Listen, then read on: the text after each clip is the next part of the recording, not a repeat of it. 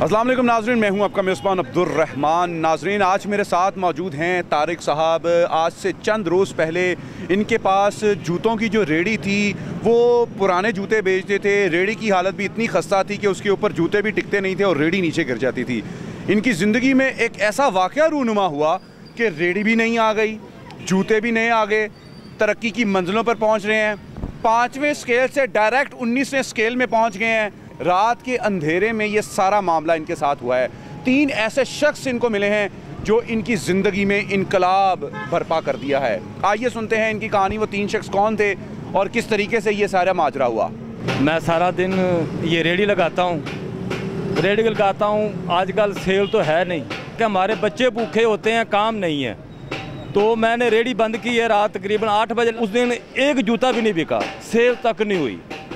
मैंने ये ready stand पे लगाई। स्टैंड वाले ने बोला कि भाई आज का रेंट दो। मैंने बोला मेरे पास आज पैसे नहीं है, सेल नहीं है, ये सुबह दे दूंगा।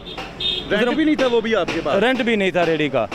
तो वो मैंने रेडी खड़ा किया तो वापस अपने घर को जा रहा था। 3 मोटरसाइकिल पे आए हैं, मैं वहाँ पे रुक गया हूँ तो उन्होंने गन निकाल लिया कि भाई जो भी है निकाल दो। मैंने बोला भाई मेरे पास ये 150 रुपया है। उसने बोला नहीं और भी हैं, ये मोटरसाइकिल है तुम्हारे पास। मैंने बोला ये मोटरसाइकिल भी मेरी अपनी नहीं है। तो बहरहाल मैंने बोला भाई 1 हफ्ता हो गया, बच्चे भूखे बैठे हुए हैं, काम चल नहीं रहा, मजदूरी मिल नहीं रही। बोलता कि ये भी हम तुम्हें मार देंगे। मैंने बोला इससे अच्छा तो मार दो।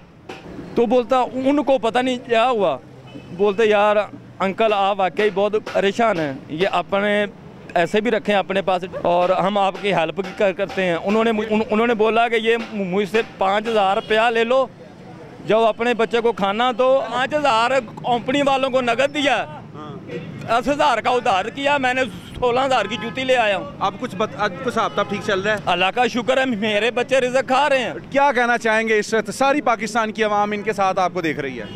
मैं सारी आवाम से एक ही गुजारिश करूँगा कि सबसे पहले आप मुसलमान बन जाएं। सबसे पहले आप मुसलमान बन जाए। हमारे किसी मुसलमान की दुआ क्यों नहीं कबूल हो रही?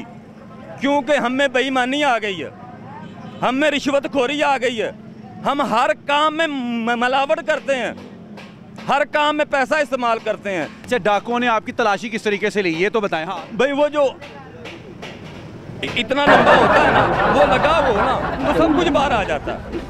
आपने खुद ही निकाल के पकड़ा दिया? खुद ही निकाल के मोबाइल भी दे दिया? बैकबेरी बैकबेरी, हाँ बिल्कुल, उसकी एक फोटो कॉपी दिखाता हूँ। अच्छा। बिल्कुल ये इस जैसा था, बिल्कुल इस जैसा था बैकबेरी। पूरे 900 रुपए का लिया था। 900 रुपए का? हाँ जी, 50-50 करके दिए थे। 50-50 करके दिए। हाँ जी। तो व्यूअर्स, आपने तारिक साहब की गुफ्तगू सुनी। ये देखें इनकी नई नवेली रेडी, जिसको आज से ये चंद रोज़ पहले जब इनको लूटा गया तो इनके पास कुछ भी नहीं था, लेकिन ये पाकिस्तान का वाहिद शहरी है जिसको लूटने के बाद इसकी जनाब तरक्की हुई है, इसका स्केल बढ़ गया है, इसका रोज़गार बढ़ गया है और इसमें जज्बा ईमानी और ज़्यादा पुख्ता हो गया है। उम्मीद करते हैं कि जो ये बातें कह रहे हैं उनके ऊपर आप भी अमल करेंगे। अपने फीडबैक से हमें ज़रूर अपडेट करेंगे। इजाज़त दीजिए अपने मेज़बान अब्दुर्रहमान को। अल्लाह हाफ़िज़।